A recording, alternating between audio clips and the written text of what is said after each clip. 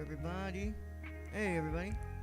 Gonna go ahead and get things ready here. Let me just do something real quick.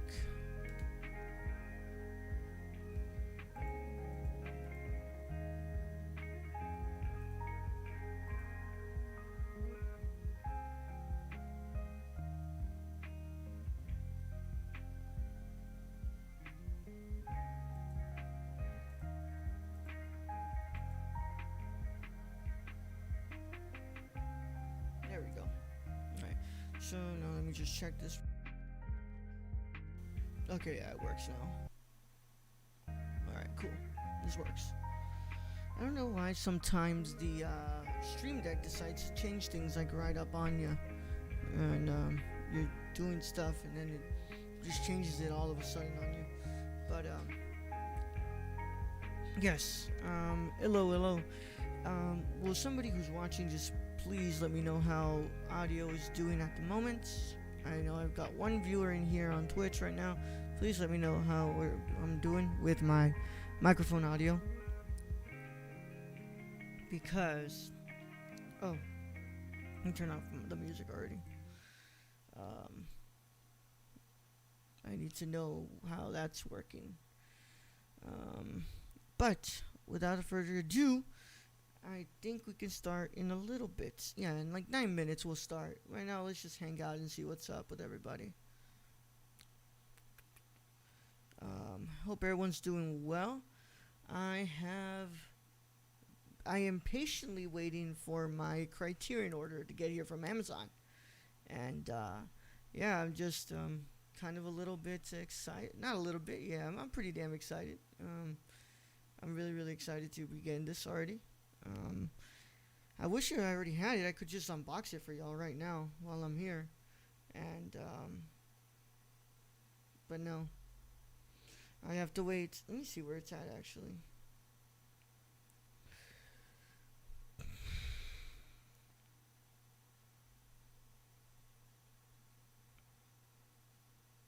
Let me see.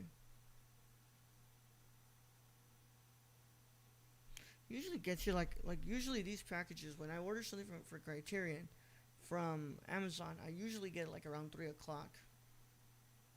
But yeah, no, looks like it's still out for delivery.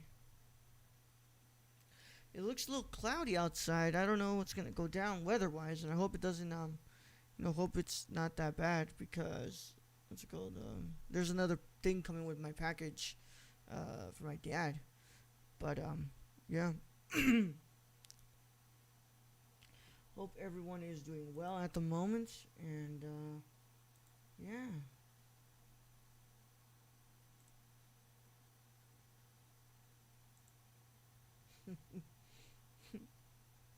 Yeah. Sorry, I just was scrolling at the moment and I saw something stupid on the internet. But let me just get a sip of water here.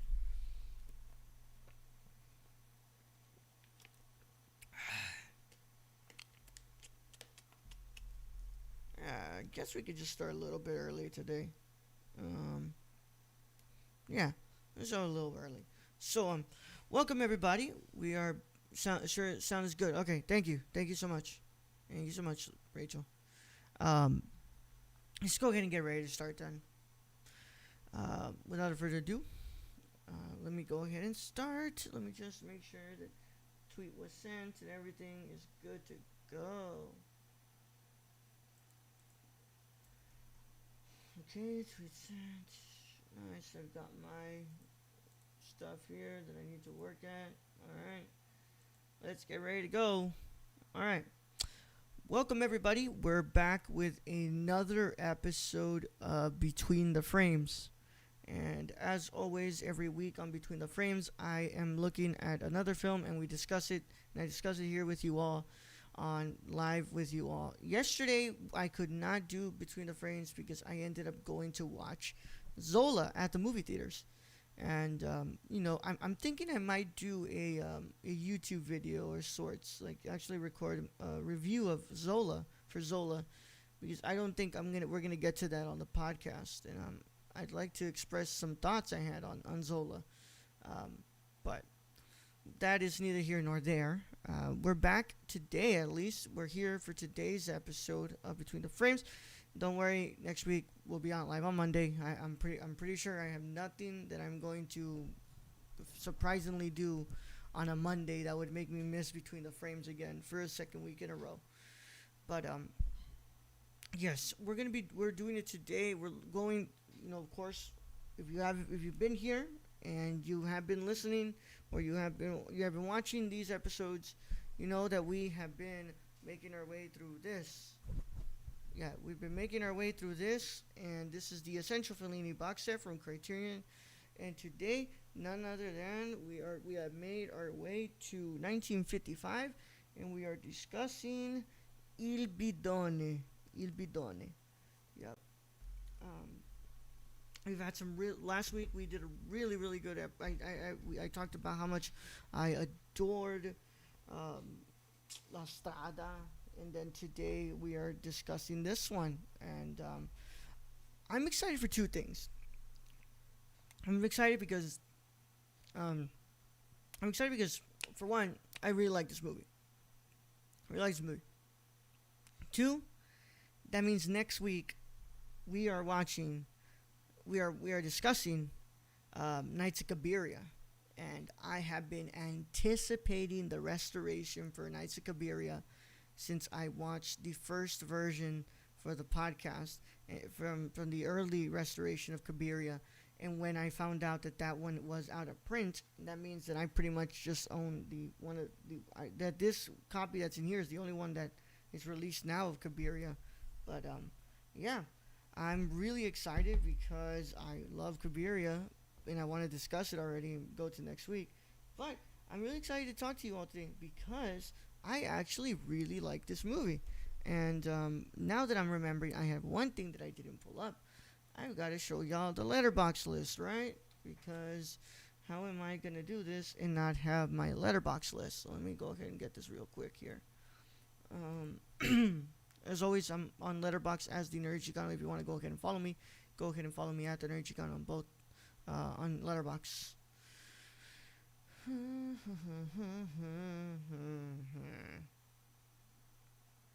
There we go. Right here. But now what's it called? I've got all my stuff.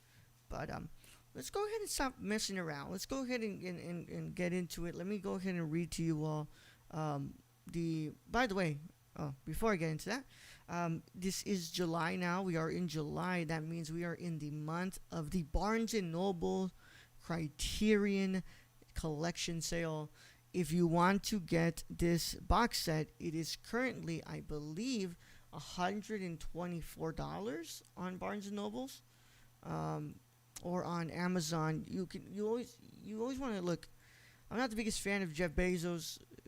To be honest, not the biggest fan of billionaires in general. But if you want to go ahead and when you go to Amazon and you look up the Criterion, sometimes you find them cheaper on there, or they're right now they're on the sale, right?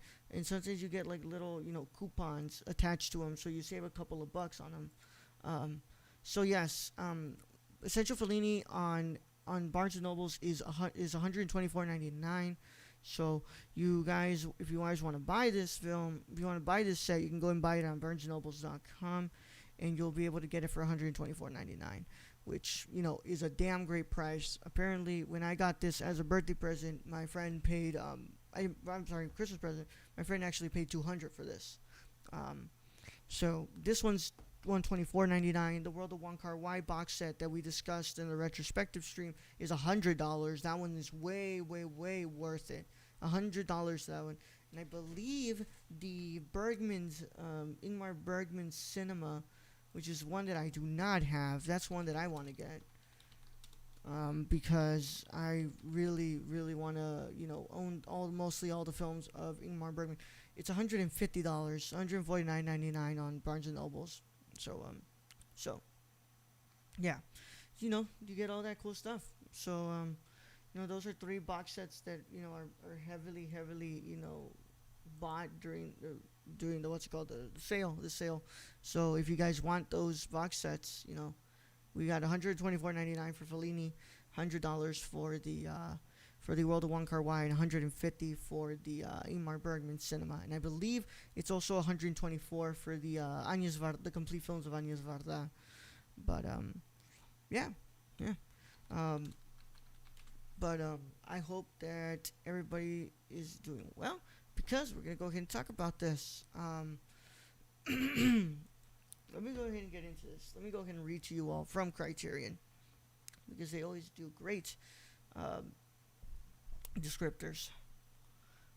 Between the international triumphs of La Strada and Nights of Cabiria, Federico Fellini made the fantastically unique film which has been long overlooked, largely eschewing the poetic flourishes of the more famous works that bookend it.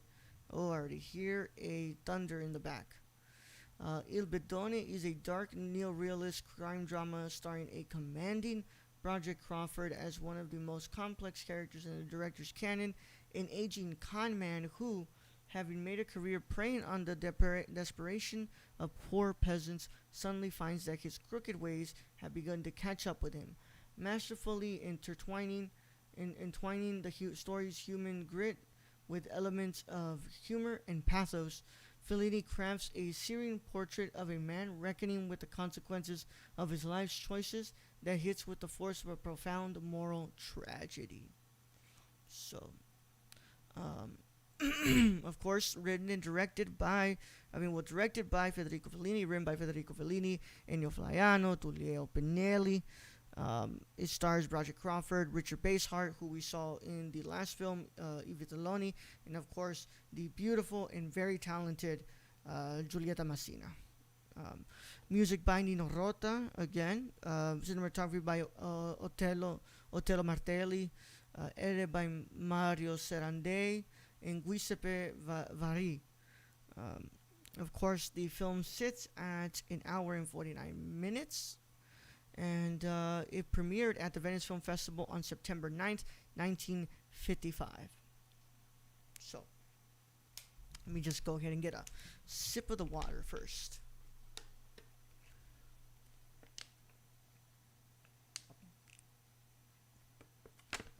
Oh, man. I really don't know how you do it, Rachel. You're in here, right? How you do it recording by yourself, because you do a podcast that's mostly just you by yourself. I don't know how you do it to not have to drink water like every 5 seconds because your mouth gets so dry, because when you talk a lot, your mouth gets dry. And, it's not easy. It's not easy doing these things by yourself. But alas, that is what we do here. That's what we do because we love making content. Yes. So, let me go ahead and get y'all situated here. So, I really like this movie. Let me see where's my review on Letterboxd, because I have finished this like on Sunday at Monday at like 1 a.m. or not 12 a.m. When it was like at midnight, and I didn't have the chance to actually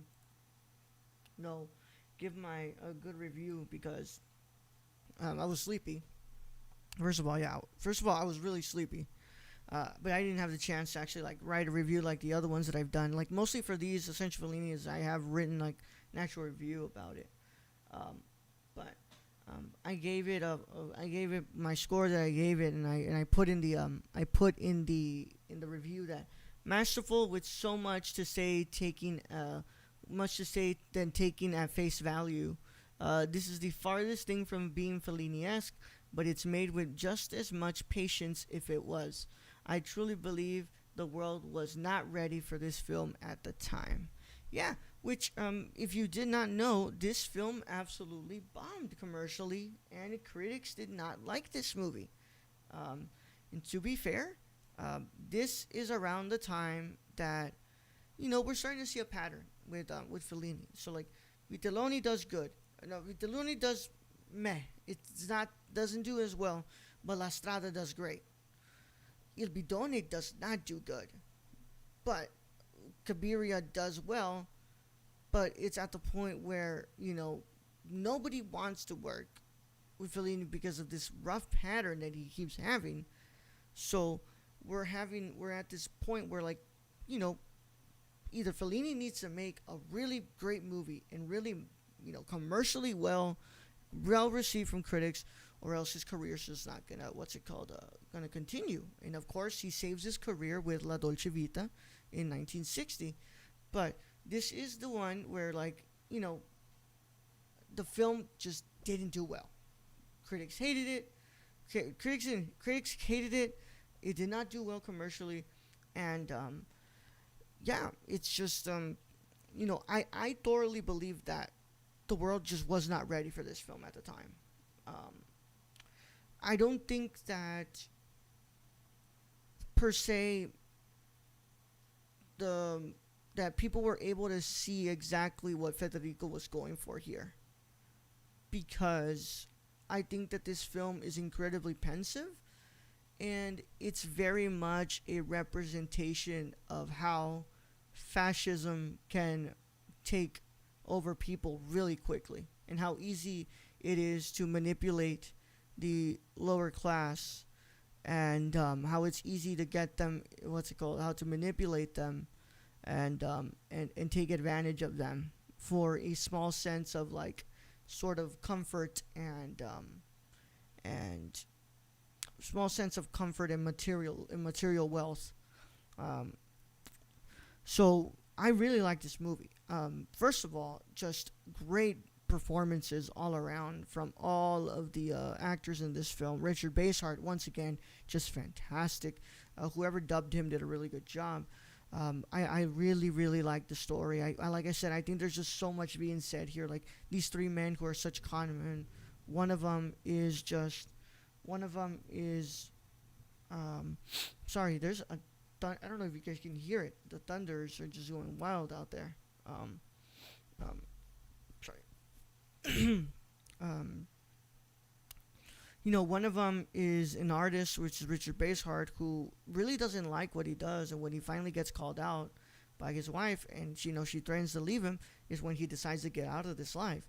Whereas then you have Broderick Crawford, who is Augusto Rocco, who is the veteran, who is the one who we follow the most, and we see his transformation to the end. Who on one end he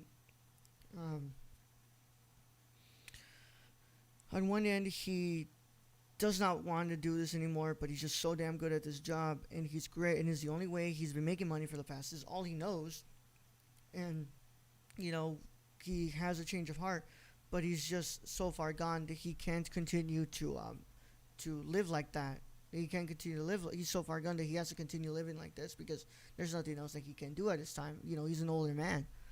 And then of course you have Franco Fabrizi, who whose character Roberto is just he's just a smart ass. He's the one who gets himself into trouble, and he keeps on wanting to do it, but he's the one who shows no moral compass at all within the group.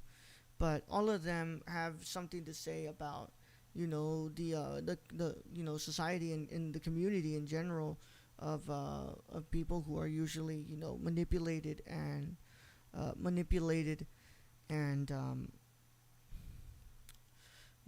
exploited by capitalism. And this is a very political stance within the film.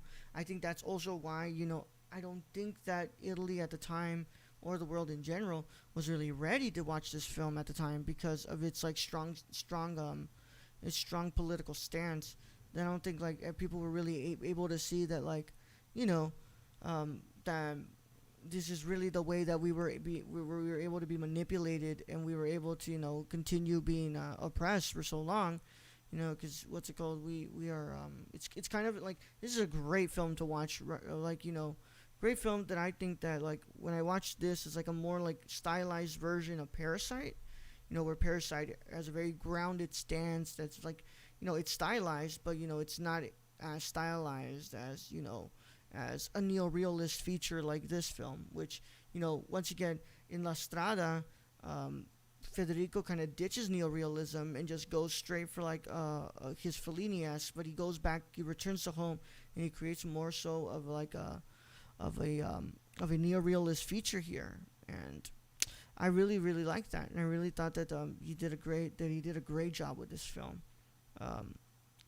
Nino Rota, as always, my God, man, like I said, a Fellini film is nothing without Nino Rota. Nino Rota makes the movie too. There's no way that you don't have Nino's score and somehow feel what is trying to be expressed within the film, and Nino does a great job here. The screenplay is wonderful as well, and I really like the screenplay. And I think that it's just so cleverly written, and there's so much metaphoricals, things going on, and very much allegories pertaining to politics at the time. But I think, to me, my favorite thing of this film was definitely Nino's score. Nino's score was just wonderful. I love the La Strada score. I like it more than this one, but this one is wonderful too. And I think that that's kind of what you get with Nino. He's a great cinematographer. He's a great composer. Sorry, and a great artist. And he really does build that atmosphere within Fellini's movies. But I'm gonna go get a drink of water here.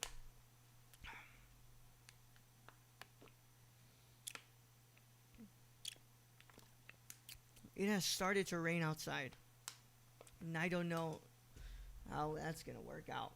But yep, it started to rain. I hope the power doesn't go out, and I'm gonna knock on wood that it doesn't, because that would mean that my stream is gonna go down, and that's the last thing I want right now. Holy shit. Could y'all hear that one? Damn. Oh, man. But, yeah, these are going wild. The weather is going nuts outside. I wish for once that it would just stop raining in Texas for now, because the mosquitoes are going to start going crazy again. It would be nice to not, but it's hurricane season.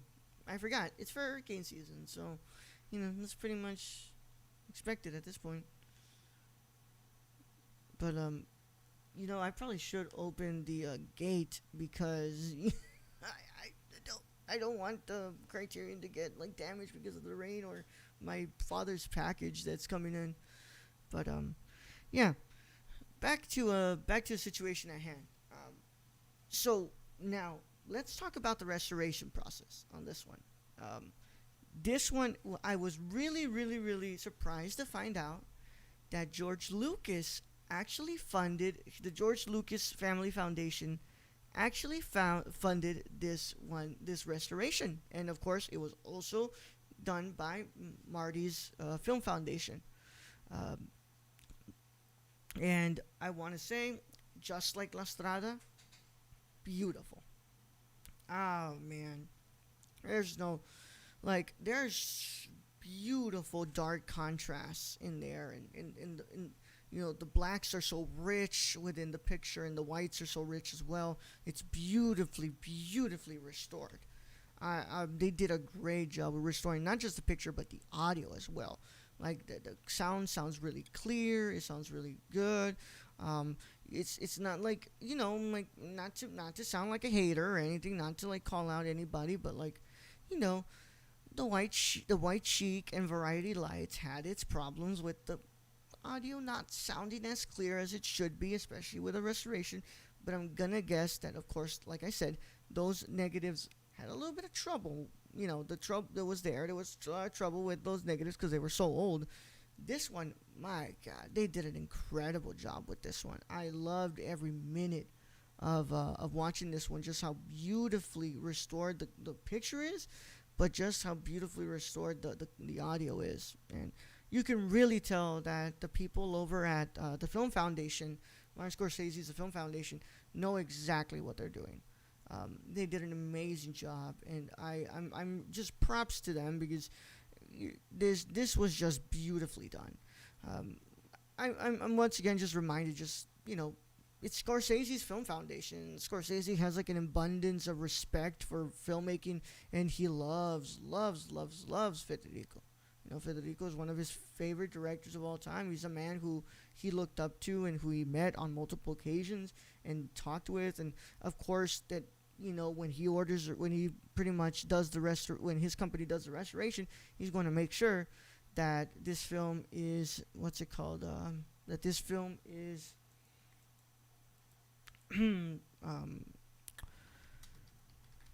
that it is restored to its highest capacity, man, because it just looks really, really good.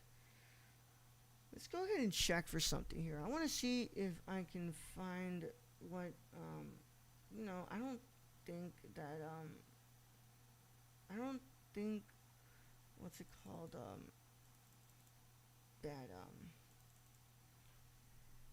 that Ebert reviewed this one.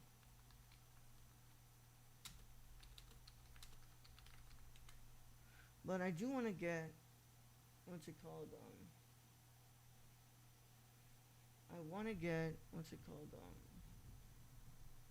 Scorsese's thoughts, because Scorsese did have something to say about, like, how much he loved this movie, how much it meant to him.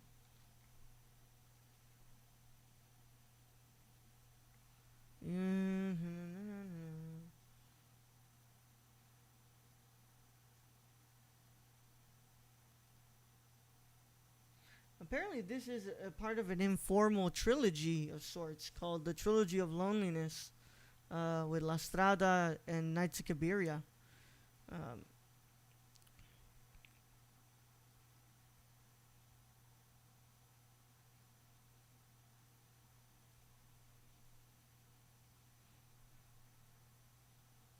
I'm trying to find what's it called.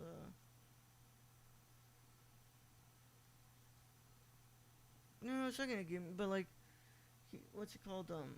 Scorsese is a big fan of this one. He really did love this movie, and I think he's part of the same school of thought, that he thinks that just people weren't ready for this movie when it first was released, because he was just so polarizing. But yeah, no, they don't have a transcript of that video, but there's like a video on YouTube where I think he's talking to Charlie Rose or somebody else. I don't remember who the name of the interviewer was, but he's telling them just about how much Il Bidone and a lot of his movies just meant to him, and yeah. So they did a great job with this. It looks stunning. You could tell that they really did a lot of that work, and how they cleaned it up, because it looked so clear, and that 4K digital restoration is just stunning. And yeah, I really like this one. I love the characterization, and just how much life is put into these characters, and how much this movie has to say about what it's trying to go on with, what's trying to depict, and just how really life continues. Like, life continues whether you like it or not, and you fuck up multiple times, and you try to change, but you still fuck up. But life continues. Like, you're only like a bump in the road, really, and you don't have to, life really doesn't wait for anybody, and life continues whether we want it or not. And there's those who are kind of stuck in the past, of wanting to go by their past, but life kind of continues and doesn't really, like I said, doesn't wait for anybody. But yes, I gave Il Bidone a 4.5 out of 5 on my Letterboxd. 4.5 stars out of 5. This one was really, really good. Let's go ahead and look at the ranking at the moment and how it looks. There we go. Okay. So where are we? Right here.